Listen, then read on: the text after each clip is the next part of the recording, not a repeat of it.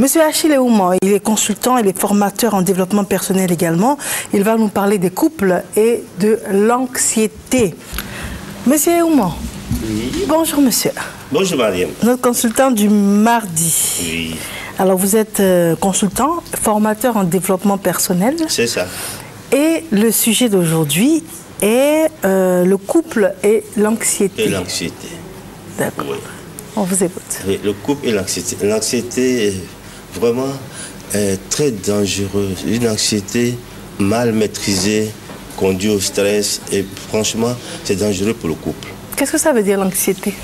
L'anxiété, le dictionnaire le définit comme étant un état affectif caractérisé par une inquiétude, un trouble ou alors simplement un manque de sécurité. On rentre totalement dans une insécurité. Au niveau du travail, l'Agence européenne pour les maladies au travail définit l'anxiété comme on vous donne un objectif à atteindre et puis on vous donne des moyens pour atteindre cet objectif. Quand vous regardez l'écart entre l'objectif et les moyens, vous êtes déjà anxieux. Est-ce que je vais réussir? Est-ce que je ne vais pas réussir? Ainsi de suite. Au niveau du couple, l'anxiété est caractérisée par deux faits. C'est-à-dire ça peut être physique, ça peut être aussi psychologique. Oui. Si c'est physique, vous avez où on tombe par exemple dans des troubles comme la nausée. On a de la nausée souvent. On a très souvent des maux de tête. On a aussi un manque de sommeil. On ne dort pas la nuit. Parce que l'anxiété, c'est quoi? C'est quand vous êtes là et puis vous dites, à la fin de ce mois, est-ce que je pourrais payer ma maison? Quand vous avez du doute, par exemple, aussi au niveau de votre époux ou au niveau de votre épouse, tout ça crée une certaine anxiété. Mais quelle est la différence entre l'anxiété et le stress? Alors, c'est l'anxiété qui conduit au stress. D'accord. Quand vous n'avez pas pu juguler votre anxiété, comme je dis par exemple, on vous donne un objectif et puis voici les moyens pour atteindre l'objectif et vous voyez qu'au milieu du temps qu'on vous a donné pour l'objectif, vous n'avez même pas encore démarré. Vous allez tomber dans un stress et vous allez tomber très souvent dans la surproduction. Et vous voulez tout faire en même temps et vous êtes stressé. Voilà. C'est l'anxiété qui conduit au stress. L'anxiété est en amont du stress alors? Voilà, complètement en amont. En amont du stress, d'accord. Donc vous avez dit que la manifestation, c'est... Alors les manifestations, troubles du sommeil, vous avez des étourdissements, de la nausée, des maux de tête, il y a aussi des palpitations cardiaques qui peuvent vous entraîner pour faire un AVC. Aujourd'hui, on voit que beaucoup de gens font des AVC. C'est pas qu'ici, hein, même en Europe, c'est pareil. Beaucoup de gens font des AVC. La première cause, c'est l'anxiété. Voilà. Quand on est anxieux, on a ce genre de troubles. On a aussi souvent des douleurs dans la poitrine. La personne vous dit, j'ai mal ici, et je ressens le même mal au dos. Voilà, ça rentre ici, ça sort jusque dans le dos. Vous voyez, et il y a des transpirations excessives. On transpire beaucoup. Même quand on n'a pas fait une activité physique, on transpire beaucoup. Et puis, en tout cas, il y a beaucoup de mots à ce niveau-là. Au niveau psychologique, on a une difficulté à se concentrer. On n'arrive pas à se concentrer sur un travail donné. Et on a un sentiment en perpétuel, vous êtes inquiet. Voilà. Et vous pensez même que le mal va vous tomber sur la tête. Et mélanger tout ça à de l'angoisse, ça devient encore pire. On a même envie de lâcher prise, de laisser tout tomber. Alors, si vous laissez tout tomber, vous faites quoi après? Voilà ce qui caractérise l'anxiété. Mais alors, quand on le ramène au couple? Alors, quand on le ramène au couple, vous allez voir que l'anxiété va donner une angoisse de la performance sexuelle. C'est-à-dire, chez l'homme, par exemple, vous avez une impuissance masculine. Parce qu'il y a aussi une impuissance féminine. Alors, l'impuissance masculine va faire que, comme on dit souvent chez nous ici, la personne va perdre le réseau. Voilà. Et la nuit, elle ne peut pas assurer le besoin sexuel de son épouse, par exemple. Et cette anxiété va partir jusqu'à même arriver à... Même si la personne arrive quand même à aller à son épouse, ça va être caractérisé par une éjaculation précoce. Ou complètement l'inverse. Vous pouvez balader avec votre femme, vous pouvez passer toute la nuit, pas d'orgasme. Voilà. Comment c'est caractérisé chez l'homme. Et chez la femme, c'est une impuissance sexuelle de la femme féminine, c'est-à-dire qu'elle n'a aucune envie. Voilà, il n'y a même pas d'envie. Alors, ça vient souvent pourquoi? Imaginez que monsieur et madame sont ensemble, puis un jour, monsieur Cédric dit, bon, je vais te parler. Elle dit, ok, on rentre dans la chambre, et monsieur fait comprendre à madame qu'il vient d'avoir un enfant dehors.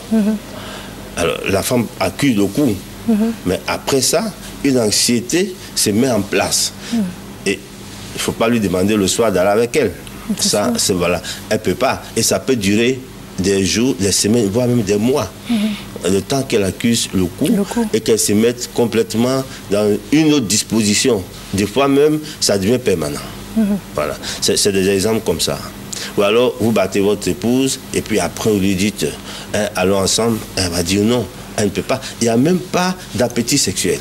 Voilà. Mais cette anxiété, donc, c'est par le quotidien qu'elle est favorisée, parce que comme vous dites ça, peut-être que beaucoup de couples vivent cette situation. C'est-à-dire, le couple, chacun travaille, on quitte la maison tôt le matin, on rentre tard, en rentrant tard, on a une seule envie, c'est se jeter, dormir, surtout que le lendemain, il faut repartir tôt. Voilà. Donc finalement, on n'a même plus le temps pour se rapprocher de l'autre. Voilà, la fatigue excessive, l'anxiété va vous donner une certaine fatigue excessive. Et ils vont vous couper, comme je dis, tout appétit sexuel est rompu. Ou alors, des fois même, pour une femme, tu vas aller avec son homme parce que l'homme insiste, dans sa tête, quand est-ce qu'il va finir, puis je vais me reposer. D'accord. Voilà. Quand est-ce qu'il va finir. Donc ça veut dire que c'est dangereux pour le couple? C'est dangereux pour le couple. Ça peut amener le couple même à divorcer. Voilà. Parce que si c'est monsieur qui n'a aucune envie, par exemple, et qu'il laisse sa femme jusqu'à un mois sans aller avec elle, elle va penser quoi? Que monsieur sort avec quelqu'un d'autre dehors. Alors que c'est juste une anxiété que la personne vit et qu'il faut gérer. Voilà. D'accord. Donc ça veut dire qu'on a posé le problème. Oui. On a identifié le problème. Maintenant, comment est-ce qu'on le règle? Alors pour le régler, il faut d'abord, comme on a parlé ici un jour, d'une bonne communication en amour. Communication d'amour. Et ça veut dire quoi? Il faut quand vous voulez parler à votre conjoint ou à votre conjointe, il faut savoir une chose. La façon de dire les choses est plus importante que ce qui est dit. Voyez? Quand vous faites un enfant dehors, vous ne pouvez pas prendre une femme comme ça pour dire j'ai fait un enfant dehors. Non. Il y a la manière. Et puis, il y a, comme on appelle souvent, des mesures d'accompagnement. Des mesures d'accompagnement. Sinon, cette femme-là va sombrer dans une sorte de frigidité qui ne dit pas son nom. Voilà. Et puis, faire l'amour, ça ne lui dit plus rien. Voyez-vous? Et c'est ça le problème. Donc d'abord la communication d'amour. Et puis il faut s'occuper, mesdames, de votre homme. On a souvent coutume de dire que les Sénégalais s'occupent de leur homme parce que quand il vient le soir, on met les pieds dans l'eau tiède avec du sel. Ça fait beaucoup de bien parce que tout le corps, tous les organes qui sont dans notre corps sont répertoriés dans le pied. Et masser le pied, c'est comme si vous massez tout le corps. Il faut masser le pied de monsieur, il faut masser aussi au niveau du tibia, c'est-à-dire tous les mollets du monsieur. Et puis, très souvent aussi, monsieur aussi a intérêt à masser souvent le dos de madame. Voilà.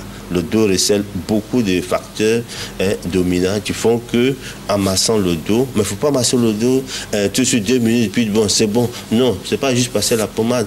Au moins 10 minutes de massage du dos, rien que le dos, ça soulage, ça détend. Mais monsieur Oumar, quand on est anxieux, l'anxiété que vous avez décrite, on n'a pas le temps, on n'a pas envie, on ne pense même pas à masser le dos de quelqu'un? Non, c'est l'autre, le conjoint, masse votre dos. Voilà. Par exemple, votre femme est anxieuse, il faut masser son dos. D'accord. Voilà. Si c'est monsieur aussi qui est anxieux parce que le travail, ça ne va pas, on lui a dit que bon, voilà, votre société va fermer, ainsi de suite, vous allez vous retrouver au chômage, l'anxiété s'installe en même temps. Alors quand il rentre le soir, depuis la nuque jusqu'au coccyx, il y a des très bons produits de massage, il y a des huiles essentielles que vous massez, qui pénètrent et qui le détendent et qui retirent même l'anxiété. Voilà. Même pour le stress, c'est pareil. Mais c'est surtout le dos. Tout se passe au niveau du dos. Il y a 2 endroits du corps qui sont réceptifs à cela, le dos et les pieds.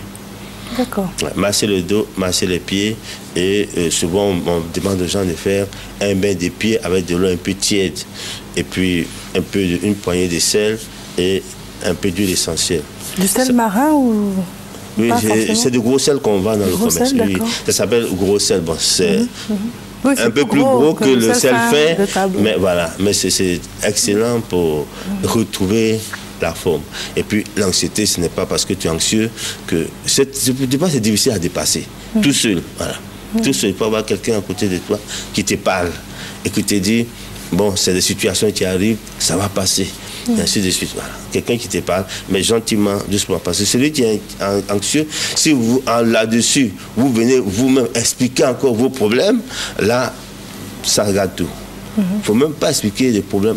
Vous savez qu'on a des vieilles personnes qui sont mal en point et que, par exemple, on n'arrive pas à leur dire qu'ils ont perdu quelqu'un. Voilà, on attend jusqu'au dernier moment. Ou alors on prépare la personne tout doucement pour dire « Ah, il y a telle personne qui est à l'hôpital, son cas est grave. » Puis, de jour en jour, tu dis « Oui, mais vraiment, je crois qu'on peut plus, on appelle la personne. » En préparant cette personne comme ça, elle est prête à supporter. Sinon, il y a des gens à qui on annonce un décès, et tu tombes, tu as un AVC instantanément. Voilà. C'est sûr. Voilà. Déjà, si la personne était anxieuse, que vous annoncez ça, là. Voilà. Mais moi, quand on ramène ça toujours à la notion de couple, alors le monsieur est anxieux. Oui. Il a des problèmes. Et donc, cette anxiété-là, il la partage avec sa femme. Sa femme le pousse à parler et tout. Pour chercher à diminuer cette anxiété, elle lui masse le dos, elle lui masse les pieds et tout. Mais parallèlement, est-ce que la femme qui vit des anxiétés aussi ne devrait pas en parler, sachant que son meilleur recours et son meilleur confident, c'est le conjoint. Oui. Et de toutes les manières, quelles que soient les difficultés à surmonter, il faut les vivre ensemble. Plutôt que de rester dans son coin en se disant non, comme il est anxieux, je le laisse dans son anxiété et moi je gère mon stress de mon côté. Oui, justement, parce que celui qui est anxieux, très souvent, il ne sait même pas que c'est l'anxiété qui fait. C'est pareil que lui, tu es stressé. Quand tu es stressé, toi-même, tu ne sais pas. Et c'est pour ça qu'en couple, il faut parler pour dire ah, ça ne va pas, j'ai un tel souci. Et à partir du passé, ça commence par les soucis. Voilà. Des soucis en soucis, on n'arrive pas à régler le souci, on tombe dans l'anxiété. Voilà. Et donc, l'autre qui est à côté de vous. C'est pour ça qu'il faut bien connaître la personne avec qui on vit. Quand vous connaissez bien, le moindre geste que l'autre fait, vous l'interprétez. Et vous savez déjà que la personne est anxieuse. Voilà. Le moindre geste. Quand vous connaissez votre conjoint ou votre conjointe, il va sentir que la première chose que vous devez observer, vous devez être très observateur. Elle n'a pas besoin de parler pour que vous sachiez que vraiment il y a quelque chose qui ne va pas en elle. Et une fois que vous voyez que ces faits et gestes ne sont pas coutumiers, alors vous allez vous interroger pour dire qu'est-ce que je peux faire. Voilà. Et lui parler avec beaucoup de douceur, beaucoup d'amour, beaucoup de douceur pour que la personne vous comprenne et qu'elle commence à remonter, pas l'aider à remonter la pente. Parce que quand on est anxieux, on descend comme psychologiquement, on descend. Et vous vous dites qu'il n'y a plus rien qui peut réussir pour vous. Ben, toutes les portes sont fermées pour vous. Mais il y a de quoi remonter. Parce que quand vous êtes complètement tombé, qu'est-ce qui vous reste? Qu'à remonter. Voilà. Qu'à remonter. Mais quel conseil donner aux hommes ou aux femmes? Je pense notamment aux hommes qui estiment que c'est le chef de famille, ce qui est vrai. Et quand il a des problèmes, c'est à lui de les régler. D'autant plus que sa femme s'occupe de la gestion au quotidien des enfants et qu'elle a assez à faire. Et c'est à lui, l'homme, de régler ses problèmes. Donc, il a tendance à masquer ses problèmes en se disant « je suis un homme et c'est pas, je ne dois pas montrer de signes de faiblesse devant ma femme. Il faut qu'elle pense que tout va bien. Vous êtes pour cette pratique? Non, très souvent, c'est l'erreur que les hommes font. Voilà. Ils ne partagent pas leur mécontentement, alors leur problème. Tu as un problème, la première des choses, c'est de faire partager ça à la personne à qui vous vivez. Voilà. Et peut-être même que, vous voyez, avant, quand on dit que la nuit porte conseil, c'est parce qu'on est sous l'arbre à palabre, on n'a pas trouvé de solution à notre problème, et donc on dit la nuit porte conseil. Donc on va se coucher, on expose le problème à madame, et elle donne sa solution. Et très souvent, elle donne la bonne solution. Tu vois? Et donc, le matin, vous revenez et vous dites, bon, on a la solution à notre problème. Je pense que si on fait comme ceci ou comme cela. Voilà. Mais il y a des gens qui refusent de communiquer. Parce que la femme, on dit, c'est votre moitié. Donc, vous avez une moitié qui est là. Si vous qui êtes la moitié, vous n'arrivez pas à surmonter un problème, l'autre moitié, demandez-lui conseil. Parce que les hommes ne demandent pas conseil à leur épouse. Et vice-versa, les femmes aussi, très souvent, elles ont un problème. Et donc, ça, c'est un problème de femmes. C'est une femme qui peut régler. Non. Un homme qui a beaucoup d'expérience peut régler votre problème de femme. Donc, il faut communiquer, il faut se parler, il faut partager. Et c'est pas qu'on a le bonheur. Dès qu'il y a un bonheur, là, on partage. Voilà. Mais et le reste, on se marie pour le meilleur et pour le pire. Voilà. Quand il y a un pire, et plus tôt vous le dites, plus tôt votre anxiété va se passer. Parce que dès que vous gardez l'anxiété aime ça. Voilà, c'est sournois. Donc l'anxiété va grandir. Et puis au moment où vous venez en parler, c'est comme si vous êtes malade. Vous cachez la maladie, vous faites de l'automédication. Et puis quand ça ne va plus du tout, vous arrivez chez le médecin, le docteur dit mais c'est trop tard. Voilà. Donc très souvent le problème est à trop tarder et c'est pas intéressant. Mais pour prendre le contre-pied, vous avez également ce genre de femmes un peu trop bavardes qui attendent le lever du jour pour appeler la copine. Je dis copine, je te dis pas. C'est ce que mon mari m'a dit. Voilà, fait. Par exemple, on a ça également. On a ça également. Mais vous voyez, entre l'homme et la femme, on doit s'éduquer mutuellement. Parce que si ça arrive une fois, on peut dire à madame, non, ça ne se fait pas. Le problème de couple, c'est entre couples. Par exemple, si vous êtes anxieux, vous en parlez à votre épouse, et puis elle diffuse partout. Après, une autre fois, vous allez être contraint, vous-même, vous êtes contraint de ne plus en parler. Voilà. Mais il faut faire intervenir des gens qui peuvent vous parler à votre épouse, mais vous lui dites non, ça ne se fait pas comme ça. Parce que les deux aussi doivent se donner des conseils mutuellement, tous les jours. Et puis c'est tous les jours, c'est pas une fois en passant et puis c'est fini. Non, c'est tous les jours que monsieur et madame doivent être en relation constante. Voilà. Et c'est parler constamment. Je pense que ça résout beaucoup de problèmes. Voilà, ça résout beaucoup. D'accord, voilà. Très bien. Il faut se parler. Donc le remède de l'anxiété, c'est de partager. C'est de partager. Il faut parler. Dès que vous êtes anxieux, il faut parler, il faut se décharger sur quelqu'un, comme on dit. Voilà, c'est une grande énergie qui reste en vous, qui vous bloque. Qui vous bloque. Et surtout, vous allez le sentir au niveau de la poitrine. C'est comme vous dites, si vous êtes fermé au niveau de la poitrine et le dos, c'est pareil. Ça rentre ici, ça sort de l'autre côté, ainsi de suite. Vous allez voir qu'au haut du dos, il y a des soucis, il y a des problèmes. C'est que l'anxiété s'est mise en place déjà. Mais jusqu'où on va dans la confidence avec l'autre? Il n'y a pas de tabou avec l'autre, parce que si l'autre est votre moitié, vous devez lui dire tout. Voilà. Quand vous allez faire un enfant dehors, que vous venez, vous dites, vous allez beau cacher un jour, soit quelqu'un va dire, il vaut mieux qu'elle apprenne de vous que de l'apprendre de quelqu'un dehors.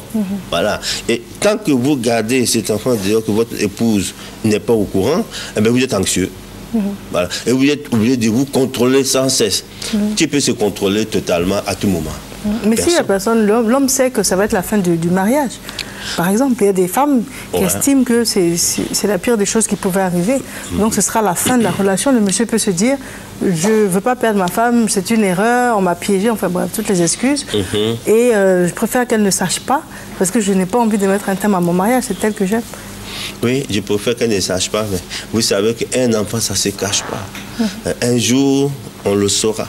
Un jour ou l'autre, quelqu'un va dire, ou alors, si elle apprend de vous, elle accuse le coup, et puis forcément, elle ne va pas être contente. Ça, c'est logique. Maintenant, qu'est-ce que vous mettez autour pour venir parler? Tout autour de ce que vous voulez dire, il va falloir aménager quelque chose, un plan, qui va faire que vous allez pouvoir faire passer ces messages. C'est difficile. Et c'est pour ça qu'il vaut mieux ne pas en arriver là. Voilà. Il vaut mieux ne pas en arriver là. Si vous êtes avec votre épouse, vous faites des enfants avec elle. Si vous avez une aventure dehors, mais il y a tellement de moyens aujourd'hui pour ne pas faire d'enfants que, à la limite, c'est comme si vous avez fait exprès. Voilà. Voilà. Moi, je connais un couple où le monsieur a fait 2 enfants dehors. Mais on ne va pas me dire que c'était un accident. Et 2 enfants avec 2 femmes différentes. C'est 2 accidents. C'est un carambolage, hein? Je crois qu'il y a un gros carambolage. Et que ça ne devait pas arriver. Voilà. Il faut être honnête avec soi-même, honnête avec la personne avec qui on vit. Et puis, la fidélité, ce n'est pas un vain mot. Voilà. Il faut être fidèle à ses principes et vraiment être honnête avec soi-même. Voilà. C'est important. D'accord. Maintenant, les derniers conseils avant de vous laisser partir. Donc, une femme devrait remarquer dans son couple que son mari est anxieux, surtout dans la vie conjugale. C'est ça. Donc, quand elle a remarqué que son mari est anxieux, des fois même, elle va prendre les devants. Pour dire, je te trouve vraiment un peu trop anxieux ces derniers temps. Il va falloir que nous fassions quelque chose. Voilà. Et puis, qu'est-ce qui ne va pas? Dis-le-moi. Voilà. Jusqu'à même aller trouver quelqu'un, s'il ne veut pas parler, quelqu'un d'autre, pour venir dire, je suis désolé de rentrer dans votre couple, mais madame dit que ces derniers temps, il y a des choses qui ne vont pas. Est-ce qu'on peut en parler? Voilà. Parce que le couple peut être très très prudent. Quand vous intervenez pour le couple, peut être très prudent. Sinon, c'est vous qu'on va accuser après. Donc, peut être très prudent. On aide le couple, on l'accompagne dans un cheminement, on l'accompagne pour sortir de là. On fait du coaching pour sortir le couple, pour l'accompagner dans un moment crucial de sa vie. Mais on ne prend pas la place, on ne décide pas la place du couple. Et ça, il faut comprendre. Personne ne peut décider à la place du couple. Moi, je peux vous aider, vous donner des conseils, mais je ne décide pas de dire, monsieur, il faut partir. Même si je sens que c'est la seule solution qui reste, je dirais toujours, comme on dit chez nous, on accompagne son frère à se marier et pas à divorcer. Le moment où vous partez divorcer, vous êtes seul. Quand vous partez au tribunal, là, vous êtes seul ou à deux. Voilà. Mais quand vous vous mariez, vous voyez le nombre de personnes qui viennent. Voilà. Même s'il y a beaucoup d'hypocrisie voilà, dedans. on peut t'accompagner, on peut te faire un coaching pour que, surtout que tu te retrouves. Que la paix revienne dans le foyer. Mais jamais pour vous dire, pour prendre la décision à votre place. Non. Personne ne peut prendre la décision à la place du couple. Ils sont seuls à prendre leurs responsabilités. Monsieur Ouma, en tout cas, merci pour ces précieux conseils. Merci beaucoup. On vous joint comment? Le 57 11 69 11. 57 11 69 11. Je vous remercie. Merci à vendredi prochain. Merci bien. Merci.